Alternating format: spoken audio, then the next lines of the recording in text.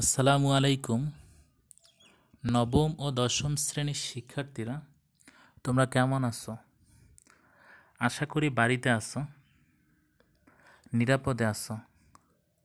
আজকের অনলাইন ক্লাসে তোমাদের সকলকে স্বাগতম।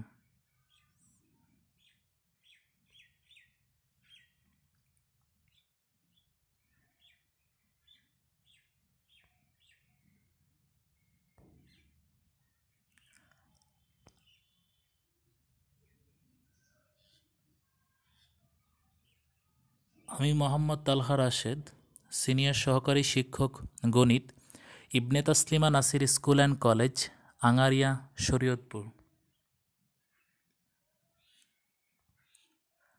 পাঠ পরিচিতি। শ্রেণী নবম ও দশম, বিষয় গণিত, অধ্যায় 17। অধ্যায়ের নাম হলো পরিসংখ্যান, লেকচার 5।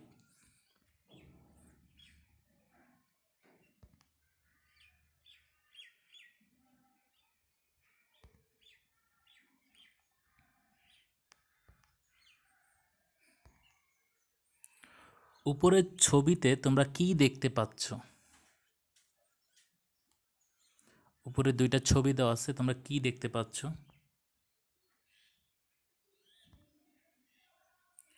এটা একটা লেখচিত্রের ফিগার।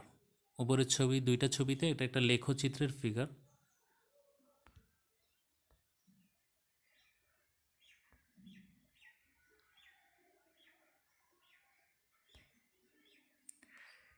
এই চিত্রটি কিসের?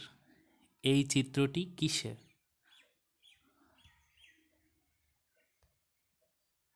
এটি একটি সারণী, ঘনসংখ্যার নিবেশ সারণী।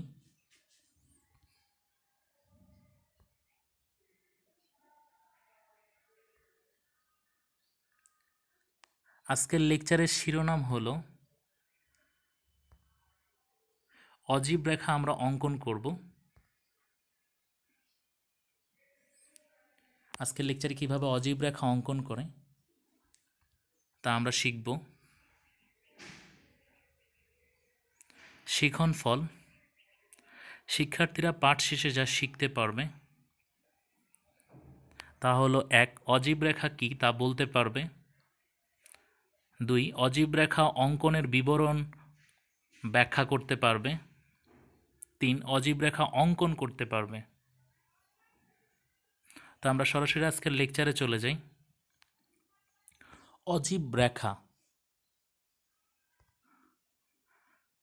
অজীব রেখা হলো কোনো উপাত্তের শ্রেণী ব্যবধানের উচ্চ সীমার বিপরীতে ক্রমযোজিত ঘনসংখ্যা নির্দেশক বিন্দুসমূহকে পর্যায়ক্রমে রেখাংশ দ্বারা যুক্ত করে যে লেখচিত্র পাওয়া যায় তাকে অজীব রেখা বলে। কোনো উপাত্তের শ্রেণী ব্যবধানের উচ্চ সীমার বিপরীতে ক্রমযোজিত ঘনসংখ্যা নির্দেশক বিন্দুসমূহকে পর্যায়ক্রমে রেখাংশ দ্বারা যুক্ত করে যে লেখচিত্র পাওয়া যায় তাকেই অজীব রেখা বলে।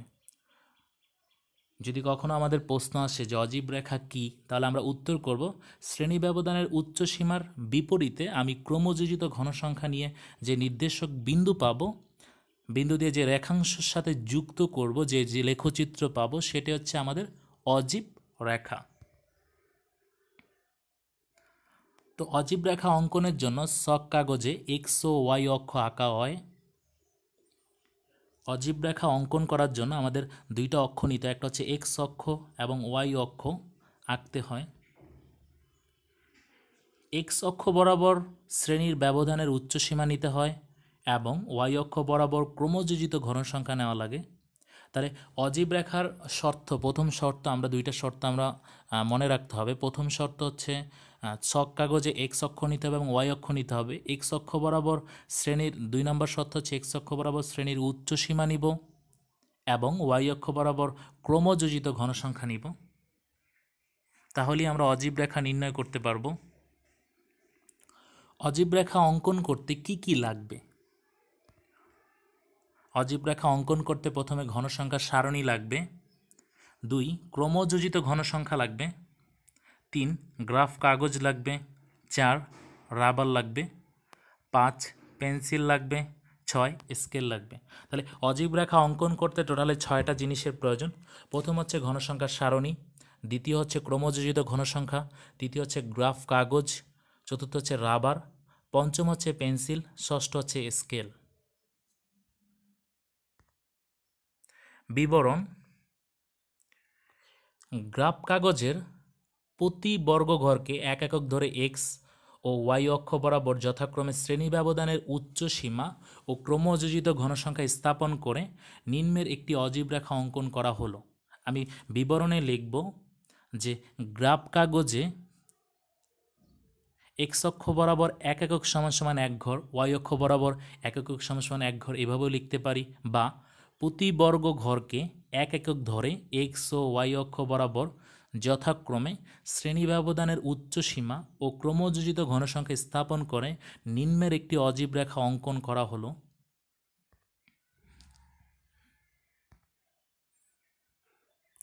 এখন আমরা নিচের সারণী থেকে অজীব রেখা অঙ্কন করা শিখব।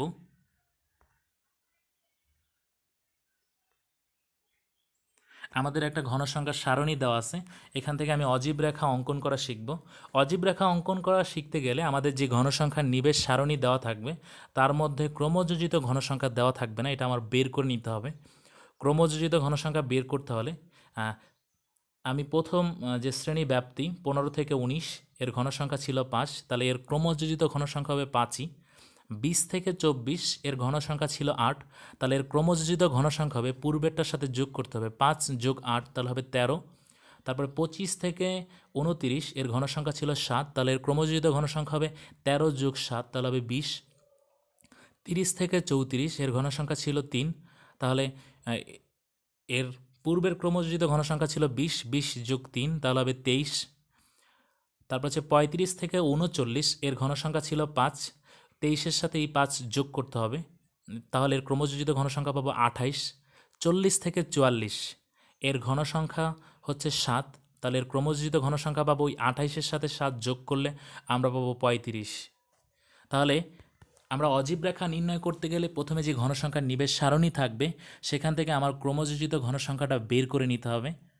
ক্রমযোজিত ঘনসংখ্যা আমি মধ্যকের ক্ষেত্রে ও ক্রমযোজিত ঘনসংখ্যা লাগবে, অজীব রেখার ক্ষেত্রে ক্রমযোজিত ঘনসংখ্যাটা লাগবে।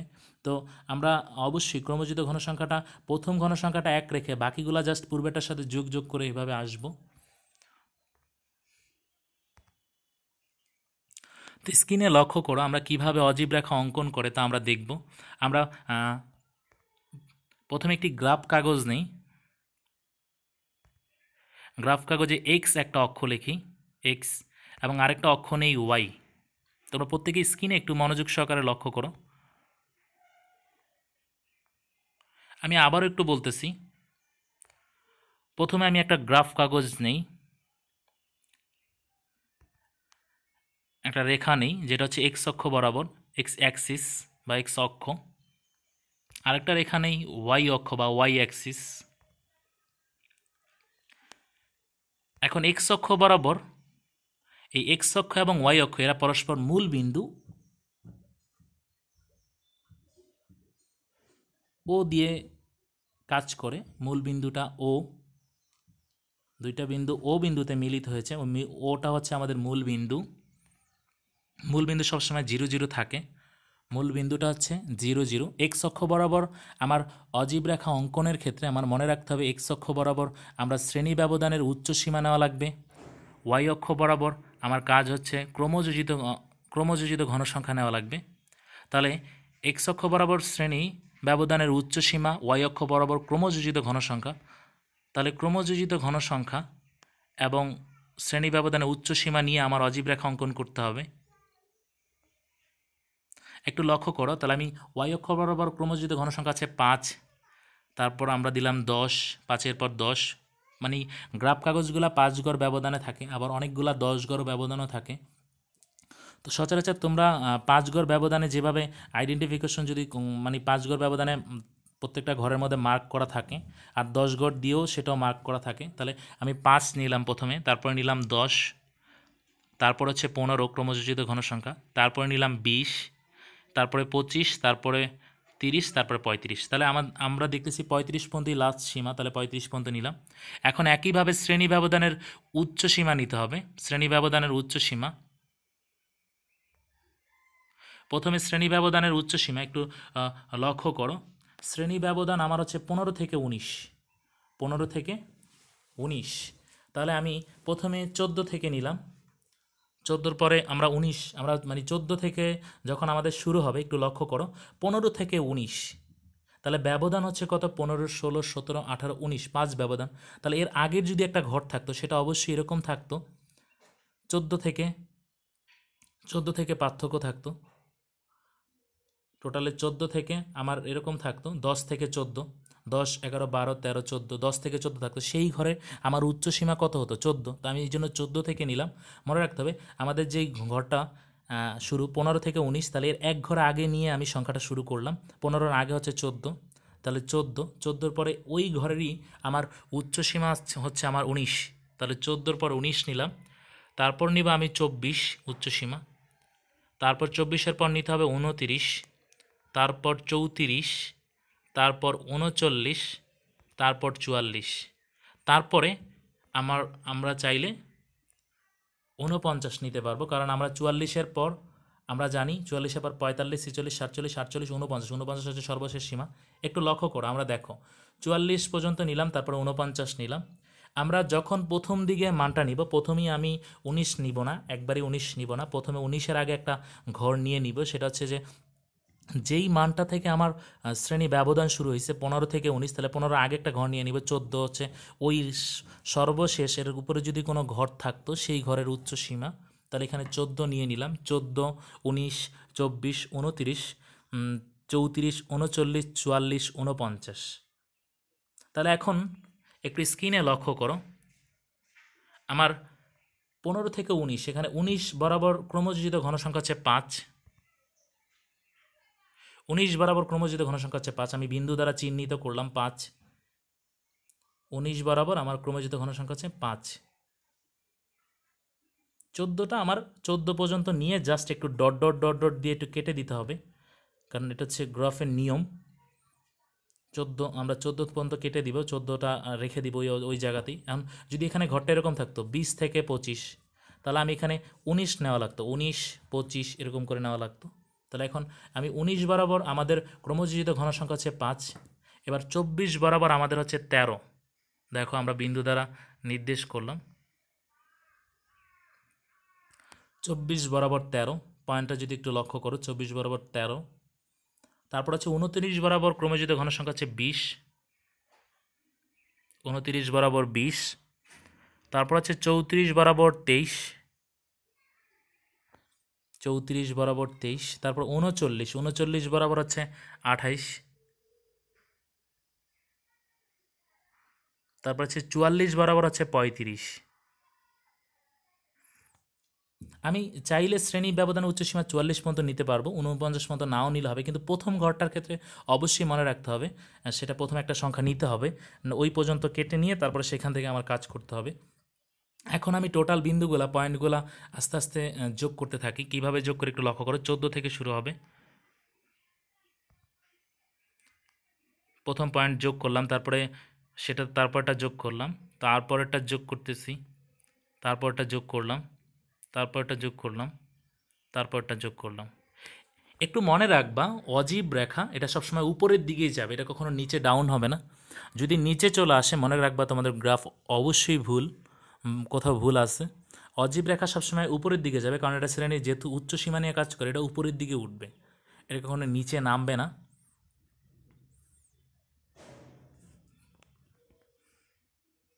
তাহলে আমরা দেখি টোটাল অজীব রেখাটা আমরা কি পেলাম, গ্রাফটা দেখতে কেমন।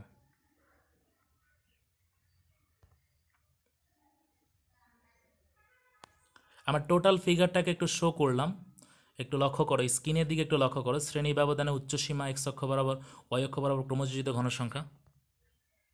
কিভাবে আমি পয়েন্টগুলো পেলাম, 5, 13, 20, 23, 28 এবং 35। তাহলে খুব সহজেই কিন্তু তুমি অজীব রেখা অঙ্কন করতে পারবা যদি তোমরা যদি শ্রেণী ব্যবধানে উচ্চ সীমা এবং ক্রমযোজিত ঘনসংখ্যা গ্রাফের মধ্যে বসাতে পারো তাহলে খুব সহজেই অঙ্কন করতে পারবা। আজকের লেকচারের মূল্যায়ন আমরা কতটুকু শিখলাম আজকের লেকচার থেকে। অজীব রেখা কাকে বলে? অজীব রেখা অঙ্কনের বিবরণ বলো।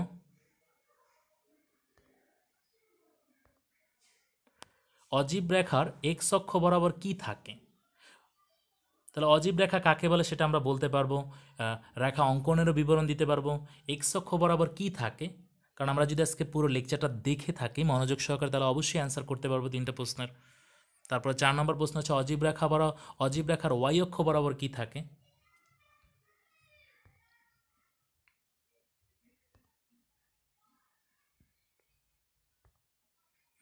আজকের লেকচারের আলোকে তোমাদের বাড়ির কাজ হলো নিচের সারণী থেকে একটি অজীব রেখা অঙ্কন করো। একটা সারণী দেওয়া আছে, এর শ্রেণীব্যাপ্তি এবং ঘনসংখ্যা দেওয়া আছে। ক্রমযোজিত ঘনসংখ্যা আমরা বের করে নিতে হবে। ক্রমযোজিত ঘনসংখ্যা আমরা বের করার পর তারপরে আমাদের কাজ হচ্ছে ওই শ্রেণী ব্যবধানের এক্স অক্ষ বরাবর উচ্চ সীমা নিব, ওয়াই অক্ষ বরাবর আমি ক্রমযোজিত ঘনসংখ্যা নিয়ে আমার বিন্দুগুলা বসানোর পর আমরা যেই গ্রাফটা পাবো সেটি হচ্ছে অজীব রেখা অঙ্কন। তো আজকের মতো লেকচার এতটুকুই। তোমরা সকলে ভালো থেকো, নিরাপদ দূরত্ব থেকো, স্বাস্থ্যবিধি মেনে চলো। আজকের লেকচারে সবাইকে ধন্যবাদ জানিয়ে খোদা হাফেজ।